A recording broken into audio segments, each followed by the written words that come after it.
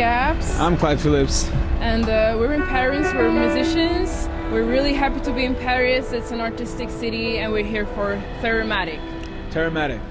Imelda Gabs.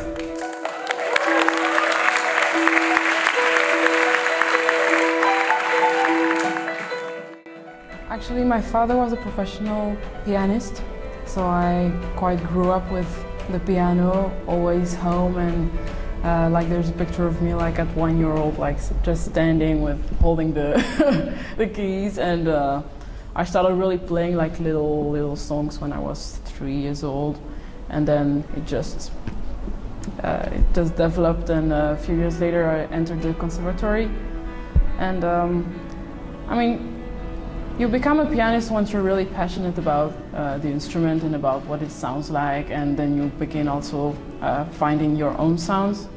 And yeah, it's really my passion. I love playing the piano. I've never stopped. I started at 3, I'm 19, it's been 16 years, so.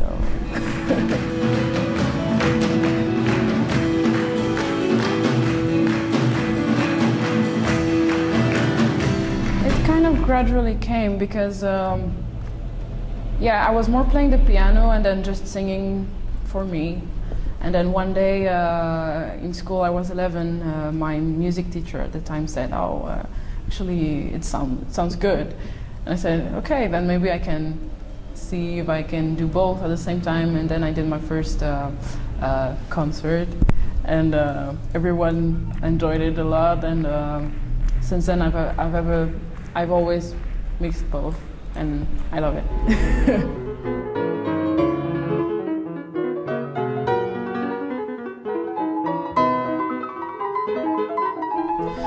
Well, actually, it all happened very fast. That's why we are also taking the decision to really do it 100% right now.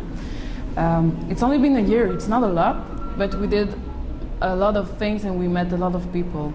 For example, we began playing in June last year for a little concert, nothing very important. But then there was someone who was managing a part of the program of the Montreux Jazz Festival in Montreux, Switzerland, and he said, well, I want you to play. So we said, of course, and 1 month later we were playing there, and then we played on a lot of festivals in Switzerland, and we were paid for most of them. And we also managed to have like a really cool network of private events and etc. So like financially, it was great for us, and that's why we are also deciding to really take this seriously. And so right now the next step for us is to work on this project together and have something that's ready to show to the people and say that's us, and really go abroad, because we stayed a lot in Switzerland. So the next step is to open and to travel, to meet people. Cause of all the travel I've seen, life is a losing gamble to me. What's going on in Paris? Well, actually, I was part of the Montreux Jazz Academy a few weeks ago. And I had the amazing opportunity to play with Marcus Miller, with Yaron Herman, Ziv Ravitz, like really important musicians. And they actually liked what I did.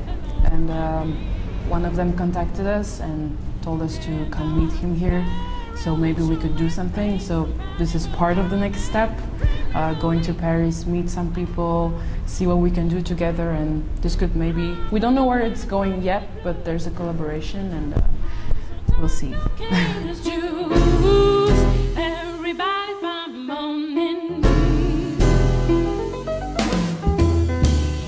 I've always traveled a lot because my father was playing in a lot of countries, and so I heard a lot of English when I was little. He was singing in English because it was really like American jazz style, so it was really English. And I was also listening to a lot of, American jazz. So this all like, because the language is also part of the music. It sounds different when you sing in French or when you sing in English, and I mean it came naturally. Like when I have inspiration, when I have the motivation to write a song, I'm always like naturally writing in English. and yeah.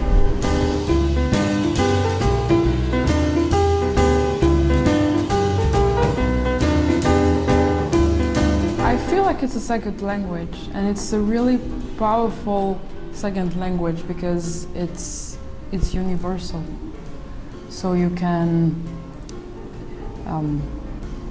it's really powerful because you can share emotions with people even though they don't come from the same backgrounds of you, the same country, talking the same language, and that's amazing. I mean, once you've learned this language, you can go everywhere and share this, and people will understand what you're saying.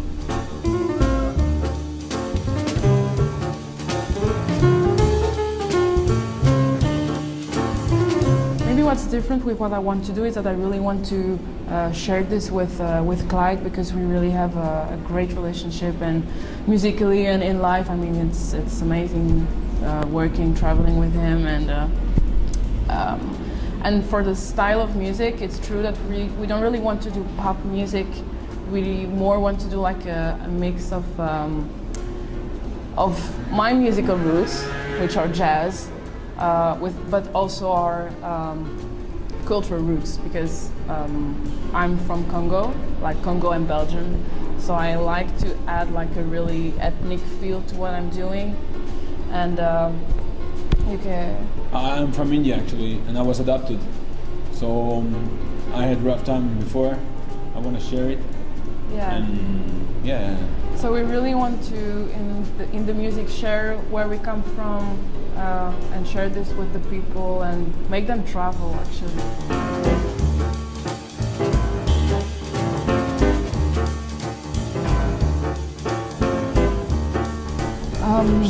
Well, for people that are quite young, because we are also working for a non-profit organization whose name is A Time to Remember. It's I founded it. I'm the president, and he's one of the members of the committee.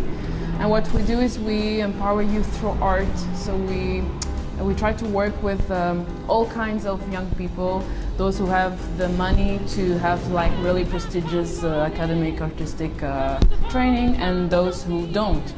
And also ones that are maybe having some medical issues like disabilities and stuff. So we try to put them all together and make them create artistic projects that we fund, so they don't have to pay anything. And it's cool because some of them don't want to be professional, and some of them want to. And what's cool is that we try to also make them meet professionals and giving them some keys to get into the network, because we were lucky because we were already like in kind of a network. He was an actor before, so he had like a network on his own, and my father was a musician, and we were trying to share this with them.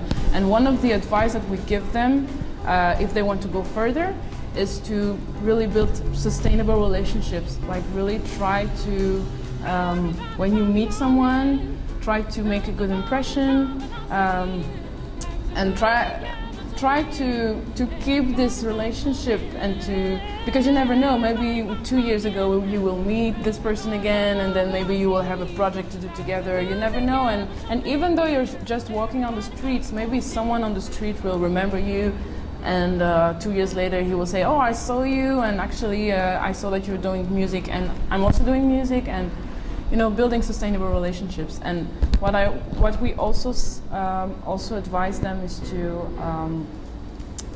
I mean, you have to believe in what you do. You don't want to try to do something like someone else is doing and you like it. Like, I mean, I like Alicia Keys, but if I tried to be Alicia Keys, I would never be as good as Alicia Keys, So you have to find yourself first, and then you can put yourself there. And then you have to be very strong, because if you're showing yourself as you are and you're getting some critics, if you're not strong enough, because music is really, really profound. It's like, it's really personal. So when you get critics, it can be really hard to manage. It's right. One of my good advice I give is to stay humble. And it's really hard because you make a big stage. We made so many stuff, and I think we're humble. We know where we come from, and we can teach it. You know, we are examples for young people in our country. We make no difference. We love difference. It's wealth. So that's my advice. Stay focused on what you love. Listen to your heart, and believe in you. That's right. It's not only a dream. You can do it. You can do it.